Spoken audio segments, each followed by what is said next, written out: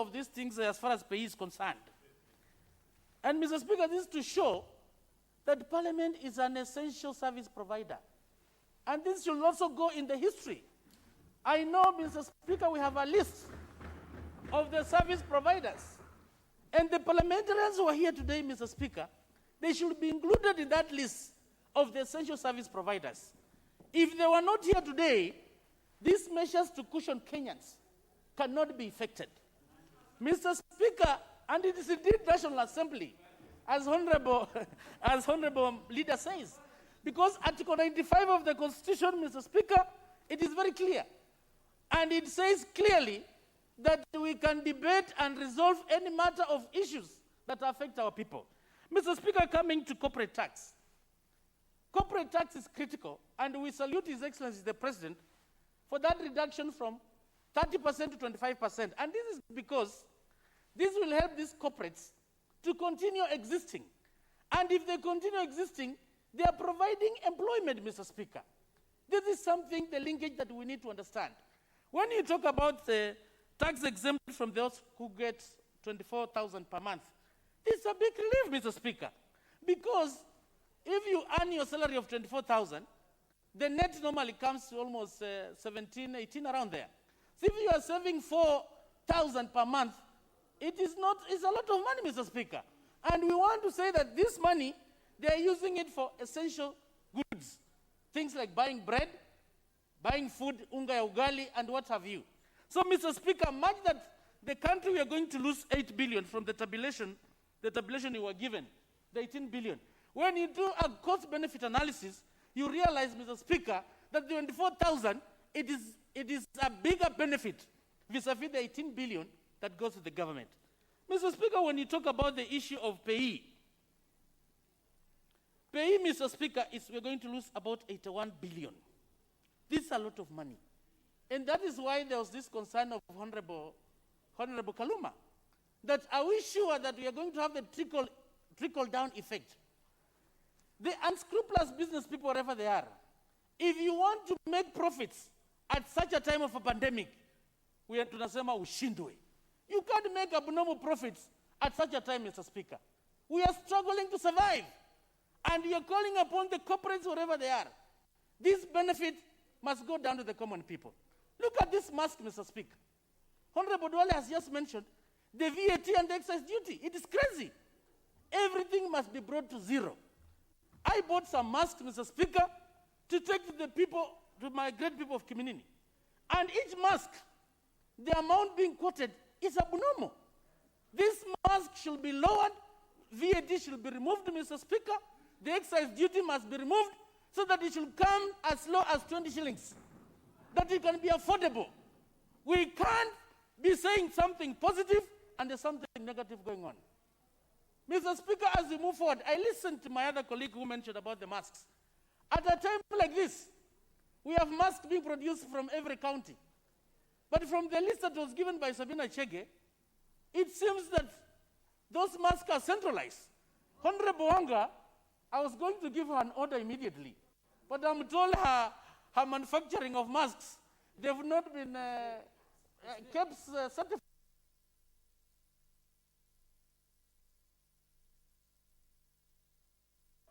So we will go to Honorable Mawathe.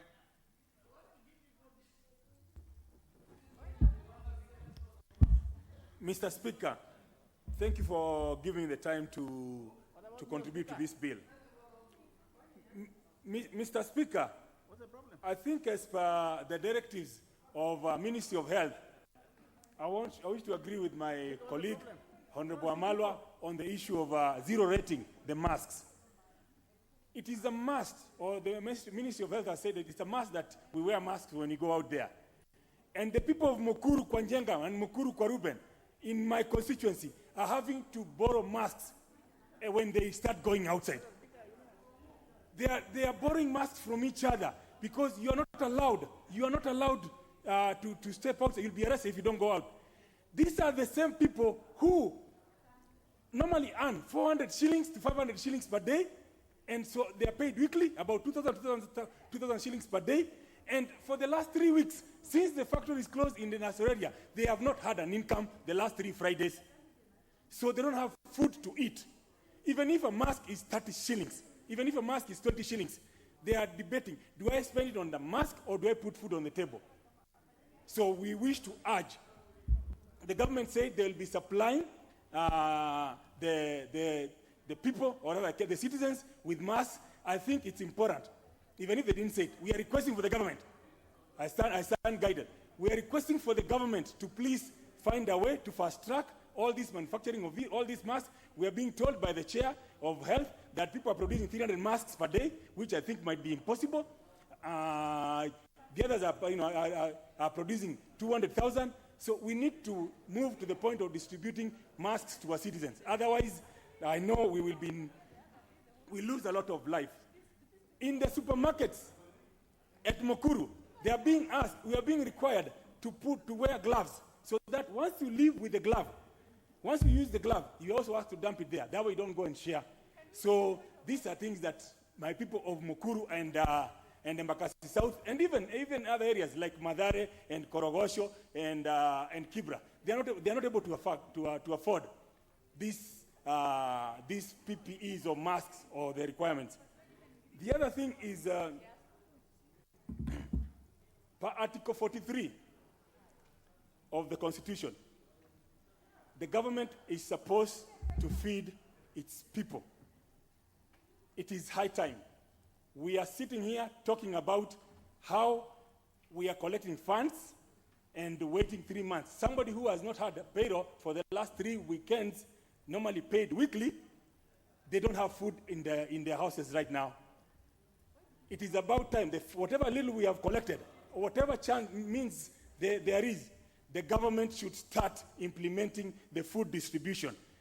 I know they did the funds disbursement to a very few people who had been selected by some lists that were prepared, but it is about time that we please. Otherwise, we have people who have not ate. Somebody calls you and tells you that I have not had food in my house for the last 3-4 days, and you're telling him to go and buy a mask for 30 shillings.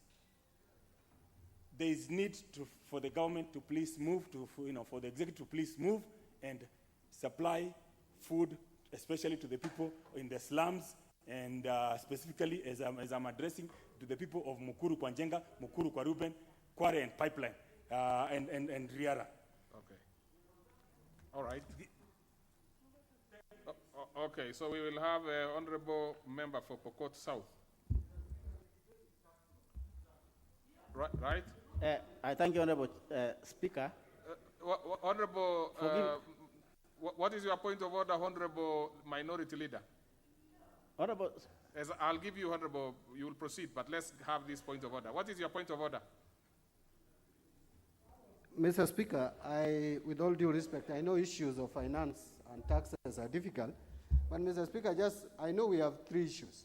We have the tax laws now, we have the supplementary budget coming in the afternoon, and we have the dual emotion on COVID-19. Some of the comments I hear from my colleagues can wait for the dual emotion. True. And we concentrate on tax laws. That makes sense. That is perfectly in order. Well, really, that should be the position. You will have time for each and every interest or area of your interest. So let's have member for Pokot South. I thank you, Honorable Speaker, for giving me this opportunity and chance to make my contribution to this tax laws amendment bill. Honorable Speaker, from one side, I would like to say that I support this. And of course, Honorable Speaker, for purposes of cushioning our country, for purposes of cushioning the people of this country. And as we do that, Honorable Speaker, I want to raise a specific issue with the deletion or the proposal, and I'm hoping that the Chair of Finance might have taken this one into consideration. That, Honorable Speaker, the deletion of Section 22C of Income Tax Cap 407, Honorable Speaker, then will affect, Honorable Speaker, homeowners. Honorable Speaker, this is very critical to be understood. And then, Honorable Speaker, homeowners, of course, we know in this country that we have affordable housing as one of the critical areas of the Big Four, Honorable Speaker, housing, again, is a critical area now when we are talking about cushioning people on COVID. Honorable Speaker, when people are paying rent, our argument is, how do we cushion them from paying rent? But most of the people who are paying rent, Honorable Speaker, are paying rent in private houses. And that brings a lot of complication. And if it was government houses, Honorable Speaker, it would have been very easy, Honorable Speaker, than to just waiver the payment of rent. Honorable Speaker, that means that the deletion of that will mean what? Will mean that about 20,000 Kenyans, Honorable Speaker, who have already started paying for this ownership of housing.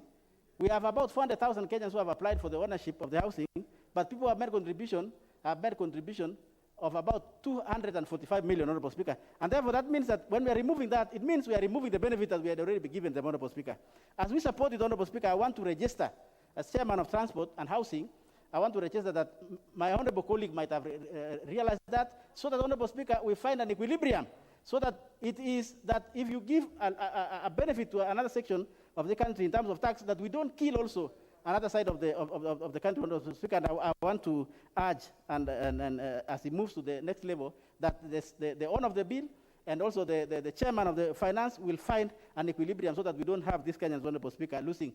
Finally, Honorable Speaker, I would expect in these taxes that it would have concentrated on removing tax on these masks, Honorable Speaker.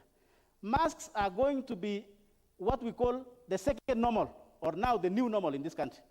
And it is true, Honorable Speaker, it's not debatable.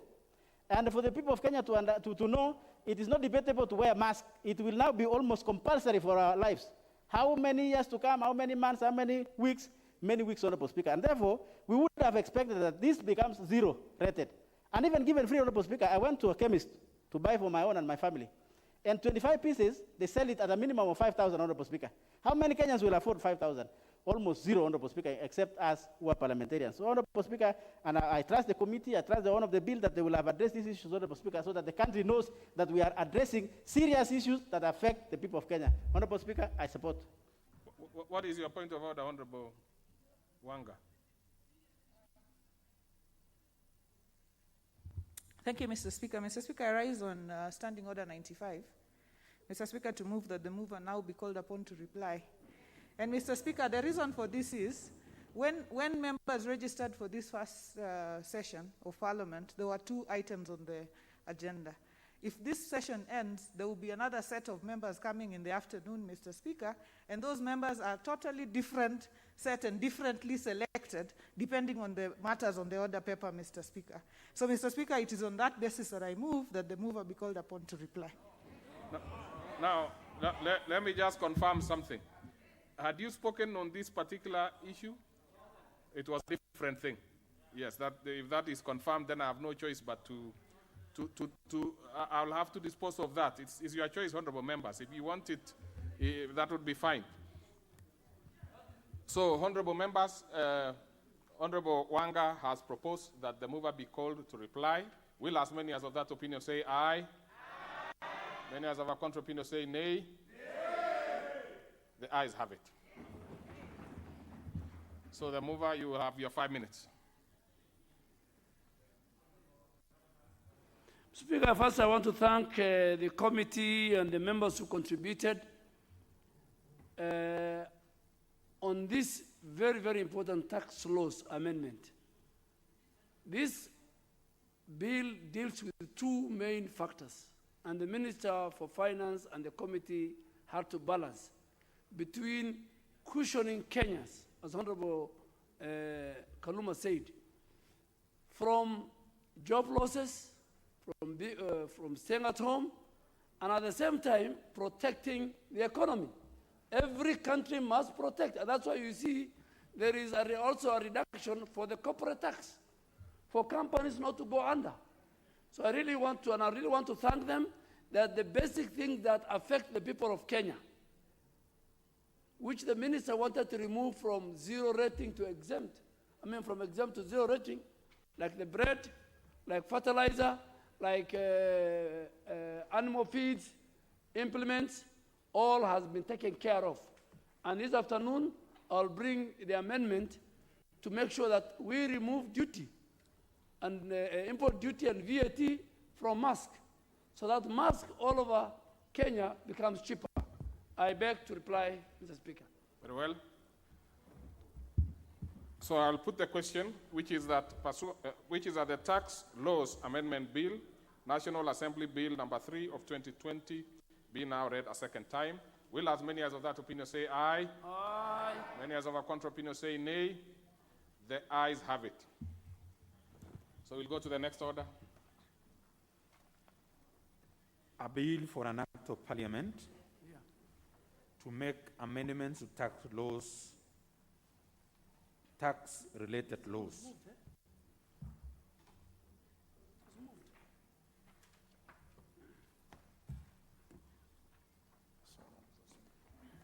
Next order. It was moved and seconded.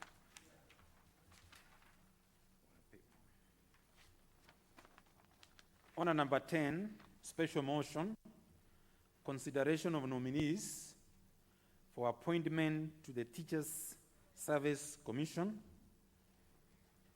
Well, this is actually resuming debate. It was moved, isn't it? And seconded. So what had the question? Just a minute. Let me confirm if there was. It was proposed. So is the first leader of my majority? Mr. Speaker, this afternoon, I am in a very precarious position. As a leader of majority, I am never intended to oppose the report of a committee. But I oppose the report of this Departmental Committee on Education, Science and Research on the vetting of the nominees. And Mr. Speaker, I want the House to listen to me, because I'm going to cite constitutional and statutory provisions, the reason why I'm opposing. Mr. Speaker, indeed the procedure for the appointment of members of Teacher Service Commission is outlined in the Constitution, in the Teacher Service Commission Act, number 20 of 2012, which myself and Honorable Bandi and many others have participated, and in the Public Appointment Parliamentary Approval number 33 of 2011 Act. So this committee was supposed to judge these two nominees based on the Constitution, on the TSC Act, and on the Public Appointment Parliamentary Approval Act number 33 of 2011. This committee had no any other business to go and fish out something outside this. And the Speaker will prove to that. A selection panel was set up. The President was given 9 names. He selected these two nominees. Let me go to the observation. The observation of the committee, Mr. Speaker, is contradicting. It's even contradicting the Constitution. And let me start with Mbage Njuguna Nganga, the former chairman of the Law Reform Commission, a lawyer of 30 years with experience. In the observation 1, in the observation 1 and 2, the committee says Mr. Nganga has the required academic, professional, management experience and complied with all the constitutional and statutory requirements for the appointment as a member of TSC. That's what they say in 1 and 2, observation 1 and 2. Now look at what they say in 3. Very contradictory. And I hope the chairman is here. In 3 and 4, the committee go to contradict 1 and 2 and say they purport to include the nominee age as a disqualification. It is not in the Constitution, it is not in TSC Act, it is not in the Parliamentary Approval Act. So where did you get that item to disqualify Nganga on the basis of age? Mr. Speaker, this House must uphold the rule of law. Speaker, the Constitution and TSC Act, I read last night. Last night, I read it in my house. I said, let me read.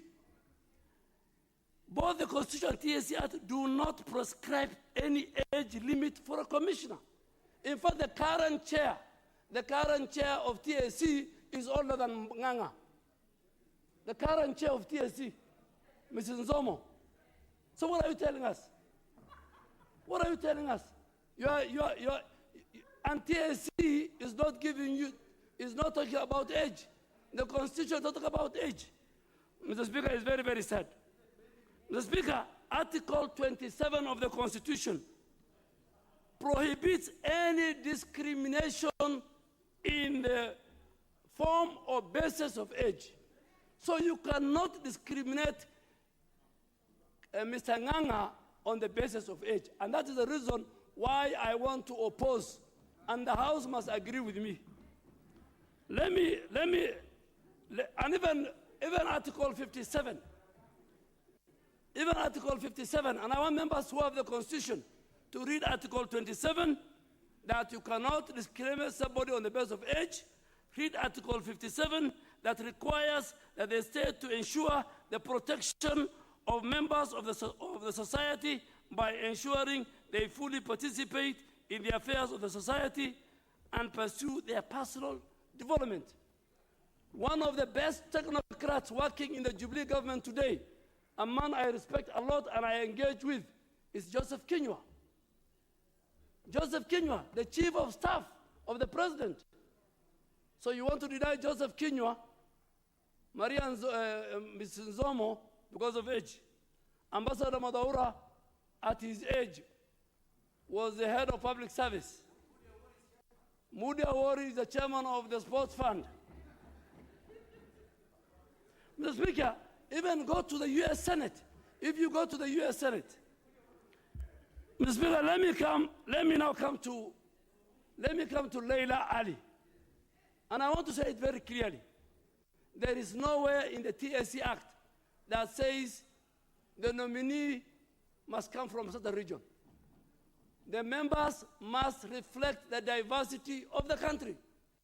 So if you are sitting here and you are saying we rejected Leila because she's not from Northeastern, that is unconstitutional. But let me go to what they said about Leila. I finished with Nganga, and I'm sure the House is convinced. Let me go to Leila.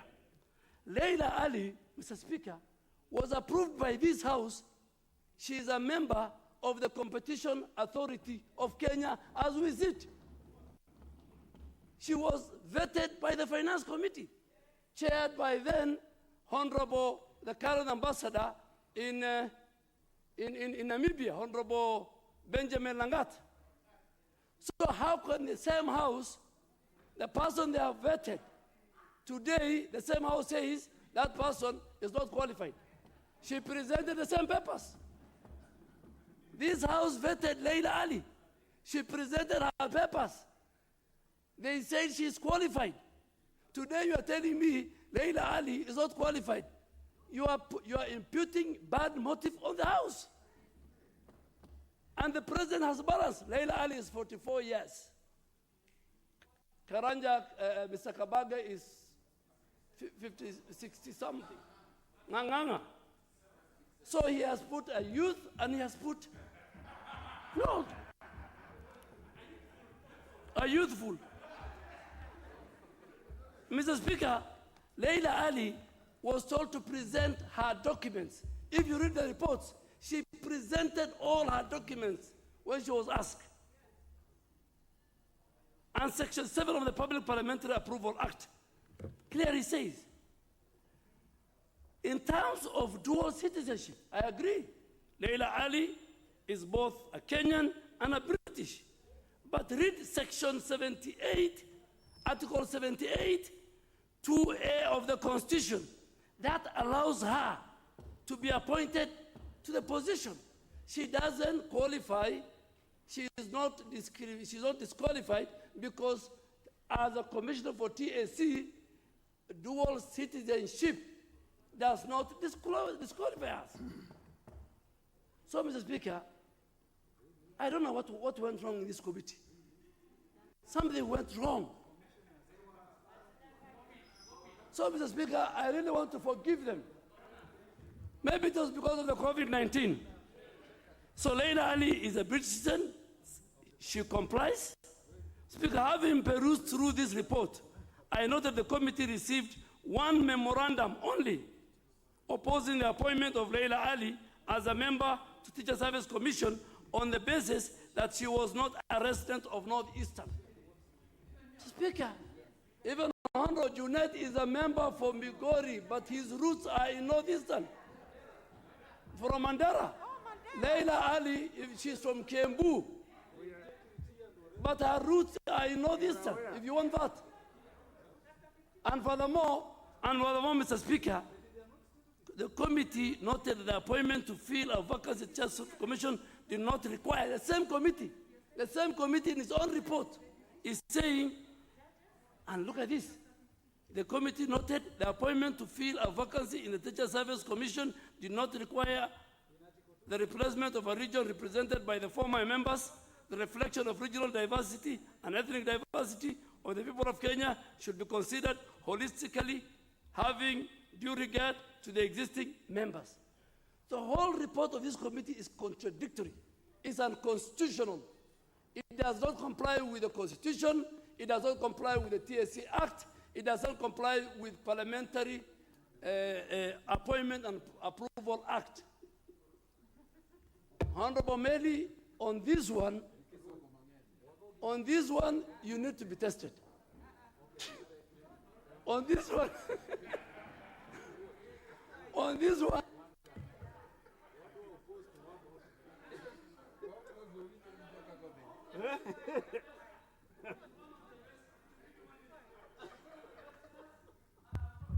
Majority Leader, you have just 1 minute. Just 1 minute. Only 1 minute. So, Mr. Speaker, the rejection of these two Kenyans does not comply with the Constitution, does not comply with the Parliamentary Public Appointment Parliamentary Approval Act, does not comply with the Teacher Service Commission Act, and I oppose. Now, this is a report of a committee. The issue is not the chair or the members. Those members have brought a report because Majority Leader has raised many issues, which is okay. But please, it is about the committee and the report, not the persons in those committees. So, Honorable Minority Leader, ex-President, I see members want to speak to this. You get a chance. But let's have Honorable Badi first. Mr. Speaker, thank you very much. Thank you, Mr. Speaker, for giving me this opportunity to contribute to this motion. Mr. Speaker, first of all, as a House, the practice and the tradition has been that we support as much as possible reports of various committees brought to this House. But, Mr. Speaker, we must also be fair. We must also be fair to Kenyans, especially where employment or job opportunities are concerned. A motion presented to this House, which has the effect of denying a Kenyan placement, must be considered properly, thoroughly, and we must make sure that we are fair to those Kenyans. Mr. Speaker, we all know that getting any job opportunity in this country is not a walk in the park. So, Mr. Speaker, the committee should have convinced us beyond any reasonable doubt that they have concrete reasons as to why they are denying these two Kenyans opportunity to serve as members of the Teacher Service Commission. Now, the reasons given for denying Ms. Nganga, opportunity to serve in the commission is the issue of age, Mr. Speaker. This is something that Mr. Nganga has no control over. He cannot make himself younger. If he does that, it will be forgery, which he would be jailed for. So, Mr. Speaker, what do you expect Nganga to do with all the qualifications that he has, and he has been offered an opportunity, when the only reason you have, viable reason, is age? Mr. Speaker, I do know that we need to provide job opportunities for the youth, but this is the wrong route to take in providing opportunities for our youth. The best way to handle the youth of this country is to create job opportunities through economic interventions. We need, as a House, we have a responsibility to come up with proposals, suggestions, methods, legal framework to ensure that we expand our economy to create jobs for our youth. Not the easy fix of looking at commissions and throwing our youth there who are still very energetic, who should even be more productive in other areas. So, Mr. Speaker, in that regard, it would be unfair for me to deny Ngang opportunity. Secondly, Mr. Speaker, the issue of this lady, Leila. If as a house, Mr. Speaker, as a house, we had already approved the appointment of this lady to serve in another agency of government, then today we are saying that we have issues with her. It must be clear, it must be definite. But, Mr. Speaker, I'm even told that she was provided an opportunity from the report, and she brought the documents later. What is wrong with that? Bringing documents later, in my view, Mr. Speaker, is not wrong. But where I totally disagree with the committee is on the issue of dual citizenship. Mr. Speaker, I opposed even the rejection of Mwende Mwinzi because of dual citizenship. Once we have agreed as a country that we are recognizing those Kenyans with dual citizenship, we need... What is it? What is out of order, Honorable Nzamba?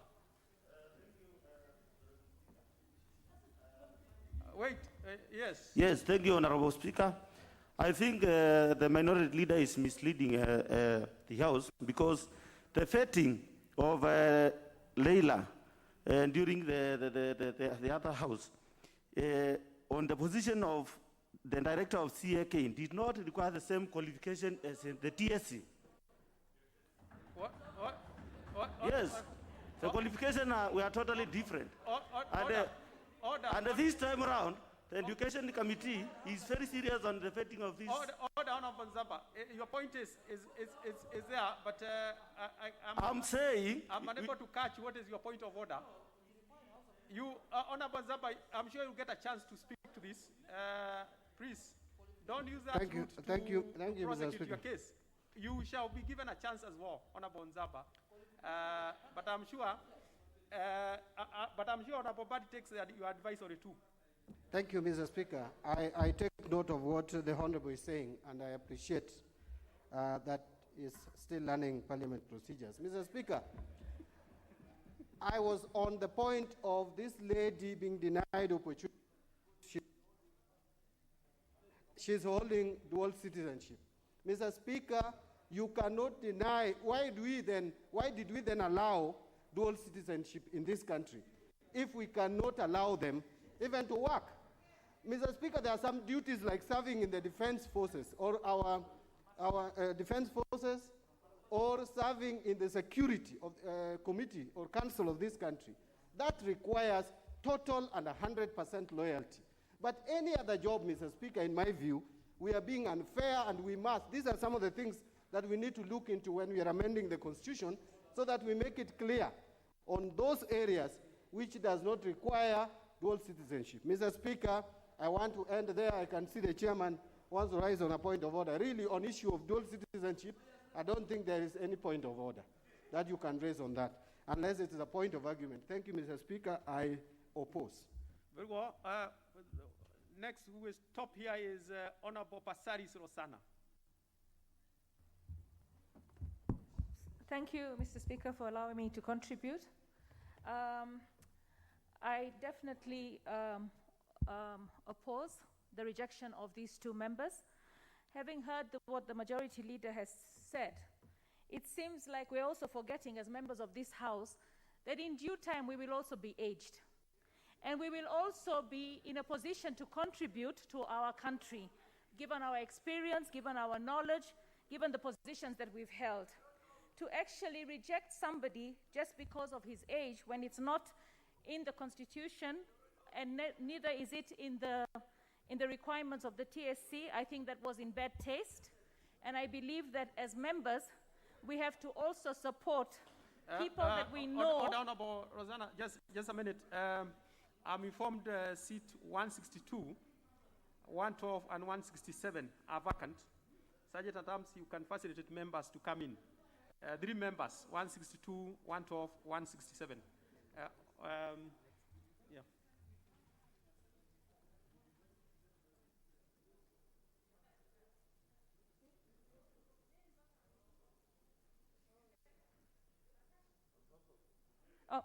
Can I go on? Proceed, Yes. Honorable. Mr. Speaker, I also note that the qualifications of the two members that the committee is asking us to reject are in areas that I think would be complementary to the Teacher Service Commission. They are lawyers, and we know that they face a lot of legal battles, and there's also financial expertise. And we know that mismanagement of financial resources in this country has led to a collapse of quite a number of organizations. And when I look at Leila, the issue of dual citizenship, which has also been raised, is neither here nor there. The selection committee sent 9 names. The president chose 2 names.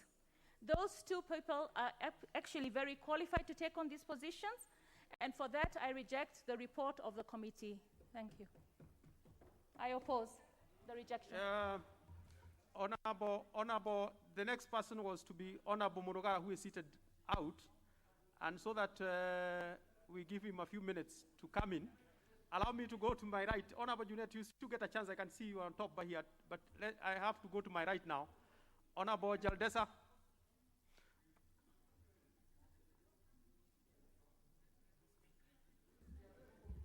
Thank you, Mr. Speaker.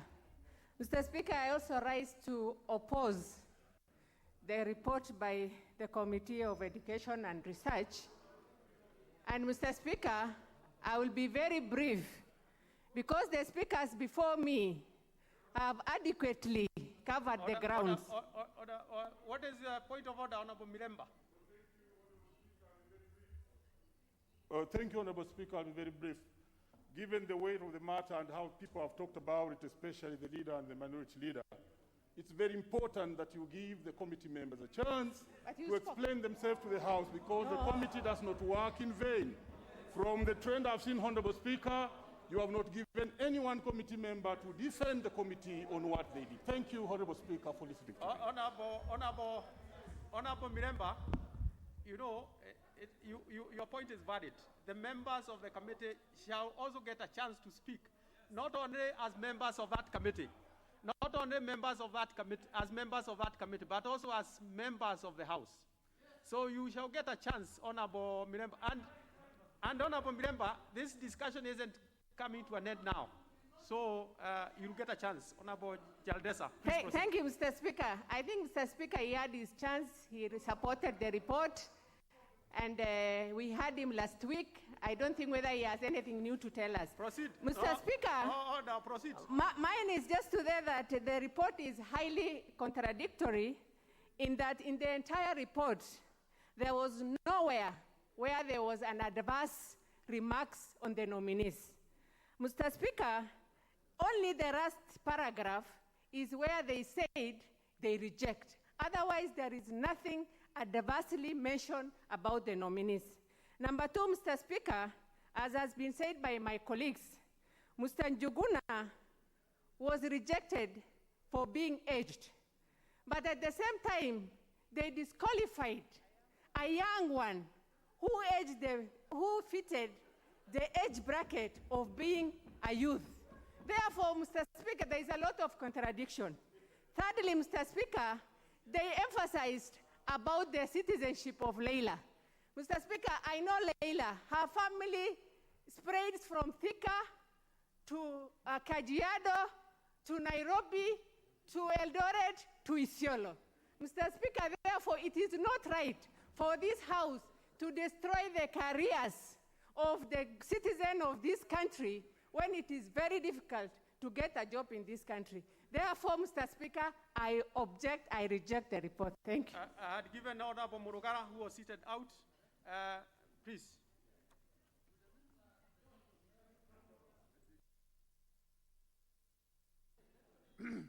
Thank you.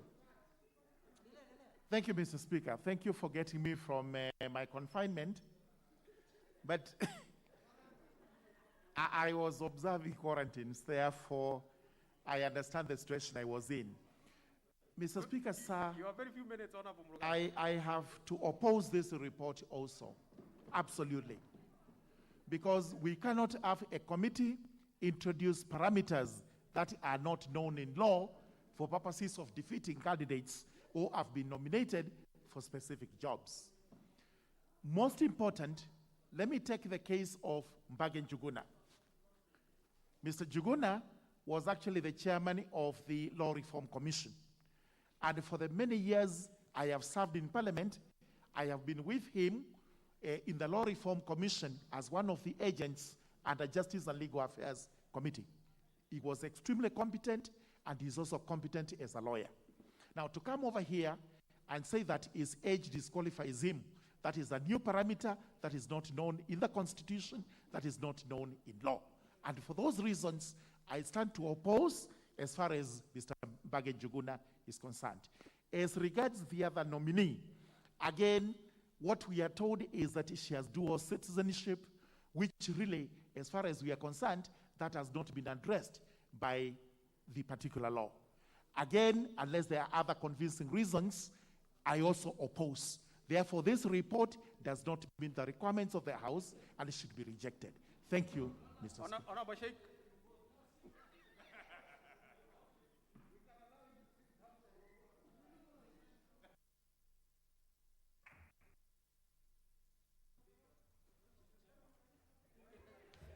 Thank you, Mr. Speaker. Mr. Speaker, I stand to oppose this report. Mr. Speaker, if you look at the report in totality, Mr. Speaker, they have not given this House a convincing reason why we should support their decision, Mr. Speaker. Mr. Speaker, and we cannot also say that we must give the committee members time to ventilate their report here. Mr. Speaker, the committee members, their views have been presented in the report, and it has been moved by the chair, and it has been seconded by the vice chair, or one of the members, Mr. Speaker.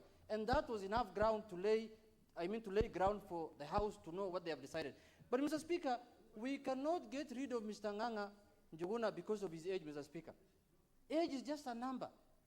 This is a man who was chairing the Law Reform Commission, Mr. Speaker. And we cannot finish our older people just like that. The only thing that has been confirmed that finishes older people for now is Corona. Any other issue cannot finish older men or older women. They must be here. Mr. Speaker, coming back to Leila. Mr. Speaker, this is someone I know very well. It's a Kenyan, Mr. Speaker, that has a very outstanding curriculum, Mr. Speaker. This is someone who we cannot doubt her capacity to perform in the job that she has been given.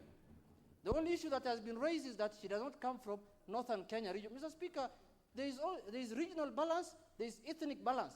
Ethnically, she's a Somali, like Duale who comes from northeastern. Even me, I'm a Somali, I come from Migori. You can't tell me tomorrow, when I'm given a job, I don't come from northeastern. What the hell is that? Once you are ethnically correct that you are a Somali, you can be given a job on behalf of any other Somali that lives in this country, Mr. Speaker. So, Mr. Speaker, let us not trivialize issues here.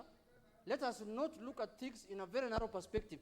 These are Kenyans who are going to help this country move forward. And the problem we have with this committee, Mr. Speaker, of Education, just as a whip, we have filled that committee with unionists, Mr. Speaker.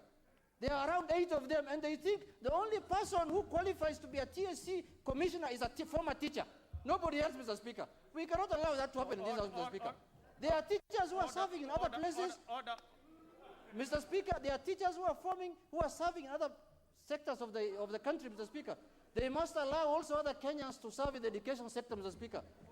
The only qualification they were looking for is a retired teacher, Mr. Speaker, and he was not available. Nganga was available, and Leila was available, Mr. Speaker.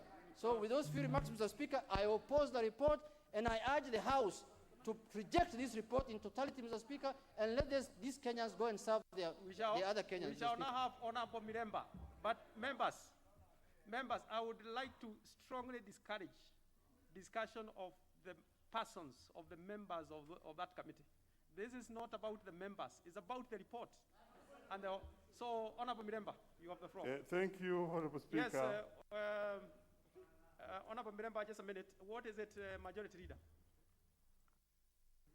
Speaker, the element of conflict of interest is important in how we deal in this House. In fact, I remember one time you were as the chair of the Committee of the Whole House, and you rejected an amendment from a member who runs an insurance brokerage. How can occupant not sit in the education committee to decide who goes to TAC because they have an interest. That is what the member is saying. Yes. That is conflict of interest. Order, member. If it is about conflict of interest, the majority leader, as you have Thank raised, you. Thank I'm you, sure Honourable that can Speaker. be raised in a different way. Thank Honourable you. member. Thank you, Honourable Speaker. That aside, I don't think I'll go into any one of that. I would just wish to say that I have the right of representing the people of Kenya and Muhaya, and here I talk as the MP. I want to say that the so-said members and what we have heard from the previous speakers has been another of what we have learned in the history of speech as propaganda. Because we were taught three issues which people use to actually convince people in a hurry. One of them is card stacking, which we have seen here. Another one is loaded words. Order, Honourable Miremba. There is a point of order from a member. Honourable Sheikh, what is it? You look very agitated. Mr. Speaker, this is the National Assembly of the Republic of Kenya. Absolutely. And the members who sit here are honorable members, Mr. Speaker. This is not a Kuppet meeting, Mr. Speaker, where Honorable Mulema, I know he's a first-time member of Parliament here, that he's claiming that what we are doing here is propaganda, Mr. Speaker. And that goes on record, Mr. Speaker. The records of that must be expunged, Mr. Speaker. We are not propagandists here, and we cannot do propaganda here. Let us expunge that, Mr. Speaker, from the records of the House. Order. You know, majority, you look also extremely agitated as well. What is it, Majority Leader? Mr. Speaker, I want anybody, now including Mr. Honorable Mulemba, to answer me that the disqualification on Nganga and Leila and cite the provisions in the Constitution, in the TSC Act, in the Public Appointment Parliamentary Approval Act. Less than that, then it is you who is in propaganda. Order. You know, order, Miremba, just a minute.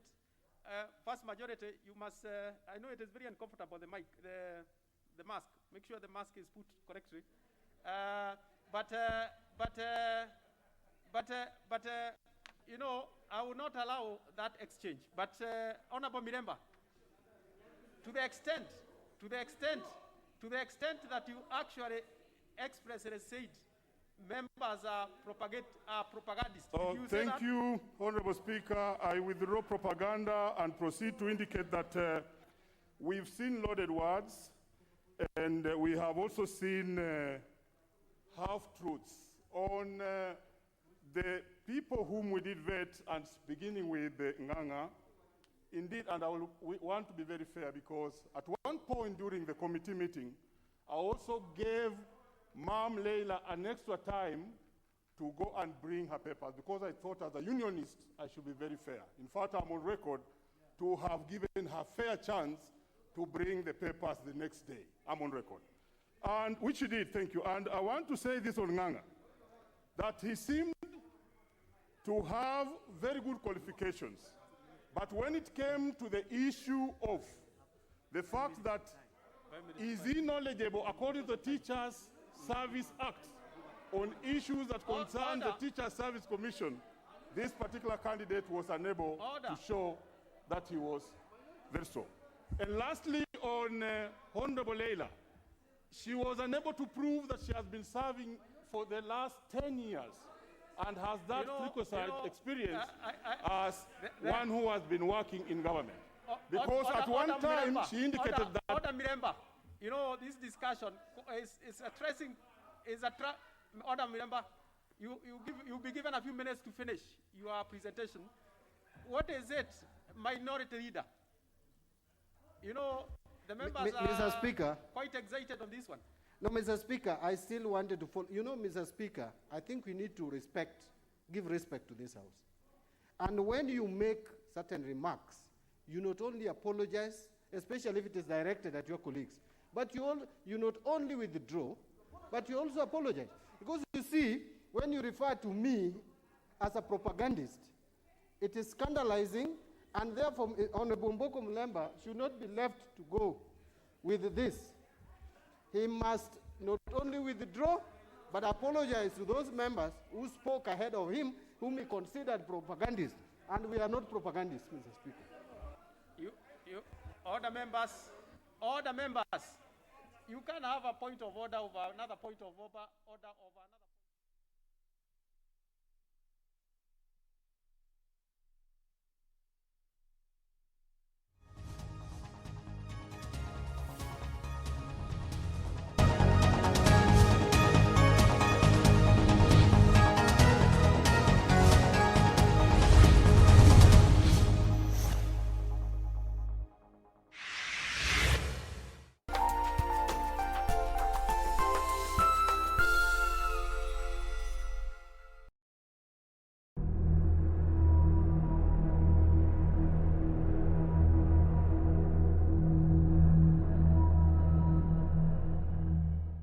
Majina yangu ni Luteni Kanali